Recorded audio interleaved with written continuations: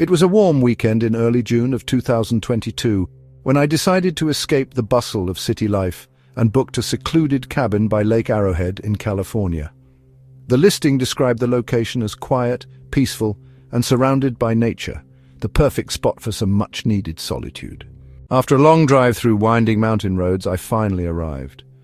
The cabin sat at the end of a gravel road nestled among tall pine trees, their branches casting long shadows in the fading afternoon sunlight. The lake stretched out behind it, calm and glassy, reflecting the clouds in its still waters. Initially, the isolation was everything I'd hoped for. The nearest neighbor was miles away, and the only sound was the gentle lapping of water against the shore and the whisper of trees in the breeze. After unpacking my bags and settling in, I spent the remainder of the afternoon hiking the nearby trails, breathing in fresh mountain air and savoring the quiet serenity around me. As night fell, however, the atmosphere gradually began to change. I sat on the porch watching as darkness swallowed the trees, the lake becoming an inky black mirror. The silence, once comforting, now felt oddly oppressive. I retreated inside, locking the door behind me, shaking off the uneasy feeling of simple paranoia. Inside, I decided to pass the time reading a book by the fireplace, but soon I realized I couldn't focus. The silence was too intense, broken only by the occasional creak of the cabin settling. I glanced outside through the window, noticing the moon partially hidden behind thick clouds, casting eerie, uneven shadows across the yard. That's when something caught my eye, a brief flicker of movement near the tree line. Squinting through the darkness, my heart rate quickened. Was someone out there?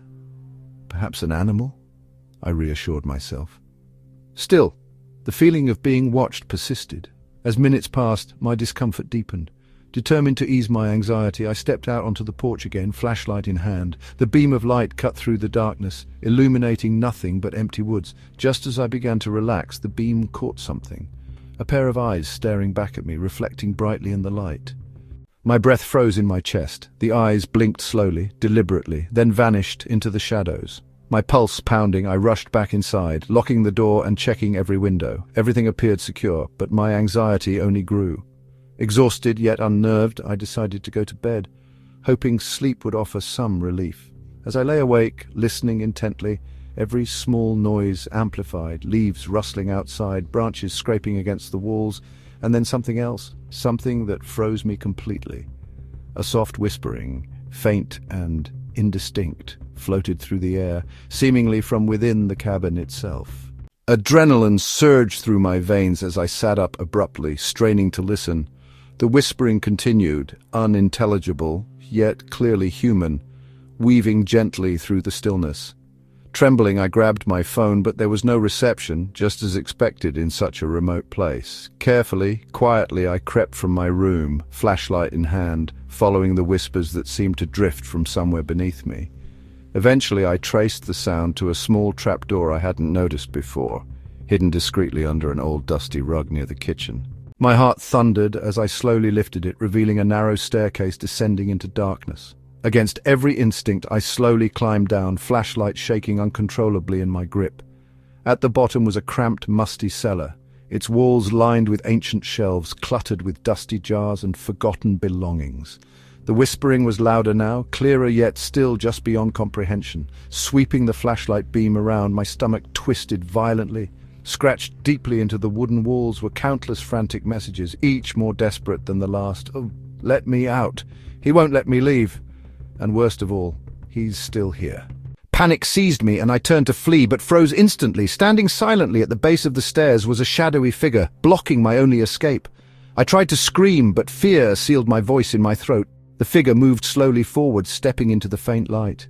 An elderly man, face gaunt and eyes sunken, stared blankly, expression devoid of emotion. He didn't speak, only pointed a trembling finger at the scratches on the walls.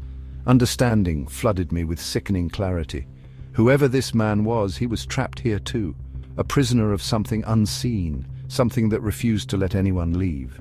Gathering every ounce of courage, I rushed past him, sprinting wildly up the stairs, slamming the trapdoor shut, locking it desperately. Heart racing, I grabbed my keys and bolted from the cabin, driving recklessly down dark, winding roads until finally reaching the safety of the nearest town.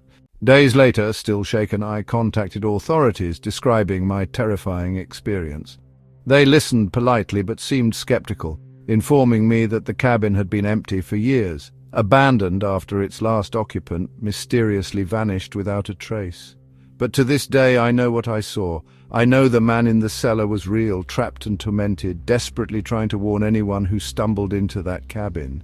And sometimes, late at night, I still hear those whispers drifting faintly in my dreams, a chilling reminder of the darkness that waits patiently, hidden behind doors we were never meant to open.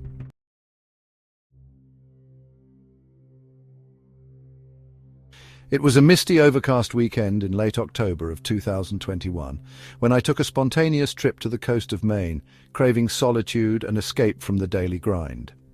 I'd found an old lighthouse available for weekend rental online, an isolated tower overlooking rugged cliffs, battered by the relentless Atlantic waves. It seemed ideal, a serene spot to unwind and clear my head. Arriving just before dusk, the lighthouse stood stark and lonely against a darkening sky, its weathered white exterior peeling and salt-stained. The owner had left a key hidden beneath a flower pot near the front door. Inside, the place felt ancient, steeped in silence, filled only with echoes of past lives.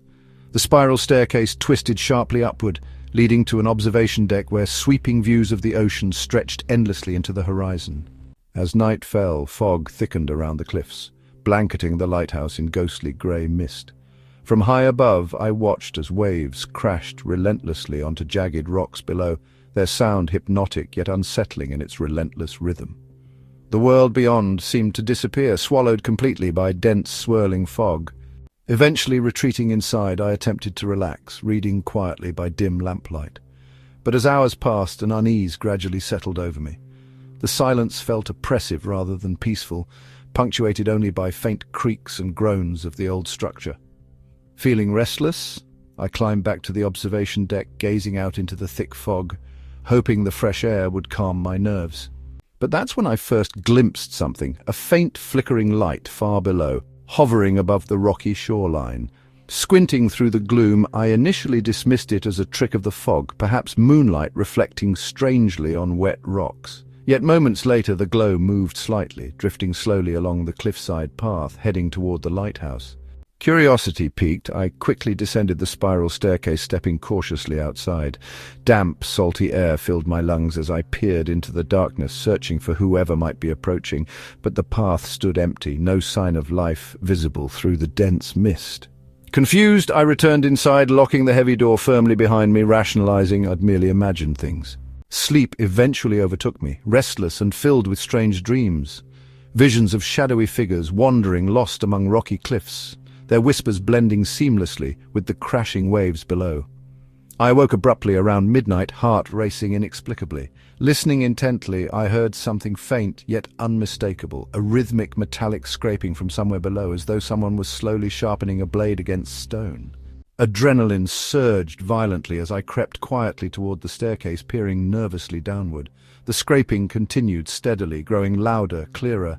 Fear gripped me tightly, yet curiosity compelled me to investigate further. Heart pounding painfully, I descended carefully, each step echoing eerily within the empty structure.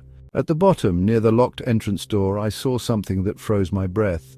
A trail of muddy, waterlogged footprints leading across the floor, disappearing abruptly into darkness at the far end of the corridor.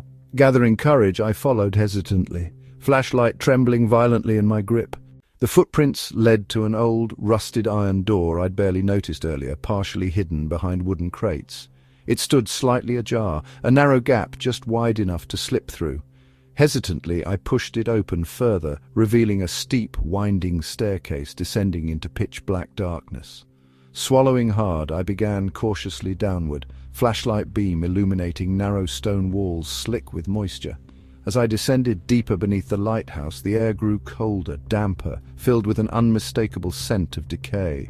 Finally, at the staircase's end, I stepped carefully into a dimly lit chamber carved roughly into bedrock. My pulse thundered violently at what awaited inside. Ancient rusted tools scattered haphazardly across the floor, alongside weathered clothing, yellowed photographs, and most disturbingly, a faded journal bound tightly with leather. Hands trembling uncontrollably, I opened the fragile book, pages crumbling at my touch. Inside, scrawled frantically in ink faded by time, was the rambling account of the lighthouse's former keeper. His entries described a slow descent into madness, isolated entirely by relentless fog and unending solitude. But most chillingly, he wrote desperately of figures appearing nightly along cliffsides, carrying lanterns through darkness, their faces hidden beneath hoods, shadowy beings who whispered promises of release from loneliness in exchange for surrendering oneself entirely. A sudden noise behind me startled me violently. Heavy footsteps descending rapidly down the staircase above. Heart racing, I spun quickly around, flashlight beams shaking wildly. At the bottom of the steps stood a figure, cloaked entirely in soaked, tattered clothing, seawater dripping heavily onto stone.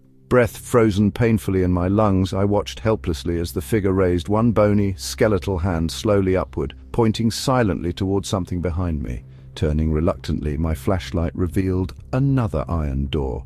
Rusted shut, its handle locked firmly by chains. But beneath those chains was something horrifying. Faded words, scratched desperately into metal. "Don't let him out!" Realization flooded me sickeningly. The figure behind me wasn't an intruder, it was the keeper himself, desperately guarding whatever nightmare lurked imprisoned beyond that door. Panic exploded through me, and I sprinted blindly past him, racing frantically upward toward the lighthouse entrance, barely escaping into stormy darkness beyond. Driving recklessly away from that cursed place, I vowed never to return. But months later, safely home, I still awaken frequently, heart hammering violently as whispers drift hauntingly through dreams. Promises of release, beckoning endlessly from cliffs shrouded eternally in fog. And sometimes just before dawn breaks faintly through darkness, I swear I see faint lantern lights flickering silently outside my window, patiently awaiting my inevitable surrender.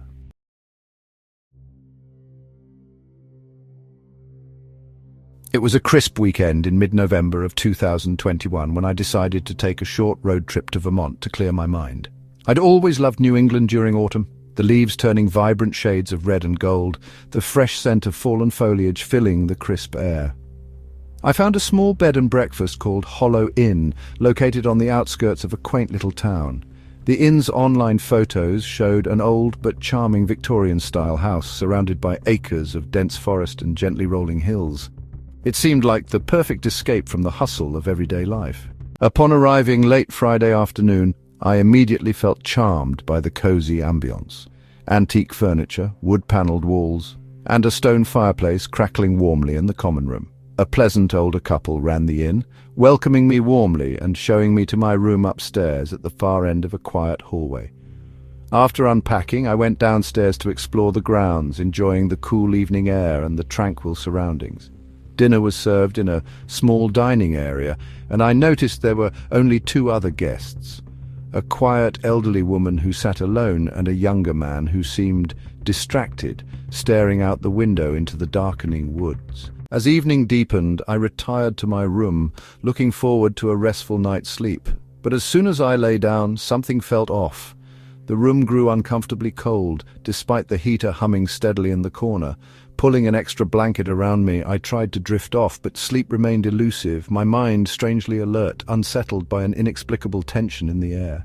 Just as I began to drift into uneasy sleep, a faint noise jolted me awake, a quiet scratching, gentle yet persistent, coming from the wall directly behind my headboard. Heart racing, I sat up slowly, listening intently. At first I rationalized it as mice or squirrels trapped within the old walls, yet the sound gradually changed, becoming more rhythmic, more deliberate, as if something was purposefully trying to gain my attention. Unease tightened around me as I rose cautiously, pressing my ear to the cold wall. Suddenly the scratching ceased, replaced abruptly by something infinitely worse, a whisper, faint and distorted, drifting softly through the wall. My pulse quickened violently as I pulled away, straining to make out words hidden within the whispering, but they remained indistinct, tauntingly close yet frustratingly unclear. Fear twisted inside me, compelling me to investigate further. Grabbing my phone for illumination, I stepped hesitantly into the dark hallway outside my room. It was eerily quiet, bathed in pale moonlight filtering through lace curtains. Downstairs I heard soft murmurs, perhaps the owners still awake, discussing something privately. As I quietly descended, the murmurs grew louder, clearer. Pausing midway down, I felt a chill ripple through my spine. The voices weren't casual conversation. They sounded distressed, fearful. Creeping closer, I listened carefully, horror mounting as I heard them mention previous guests vanishing, inexplicably, their belongings left behind without a trace.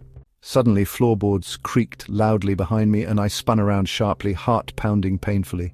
At the top of the stairs stood the elderly woman from dinner, her face twisted in sadness, silently beckoning me upward. Unable to resist her silent plea, I followed nervously back upstairs, where she led me toward a room adjacent to mine, previously locked and marked as private. Pushing the door open slowly, she gestured silently inside before disappearing quietly down the hallway. Trembling, I stepped inside. The room felt immediately wrong, air stale, colder than anywhere else, smelling faintly of decay.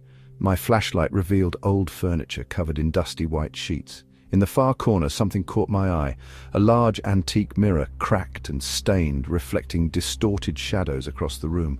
Drawn inexplicably toward it, I stepped closer, feeling an overwhelming dread tighten my chest. Staring into its tarnished surface, my reflection stared back, eyes wide with fear. But suddenly my image flickered briefly, replaced momentarily by another. Someone else's face, pale and terrified, eyes pleading desperately for help. Before I could react, cold hands seized my shoulders violently from behind, spinning me around roughly. It was the younger man from dinner, face pale and terrified, whispering urgently, begging me to leave immediately.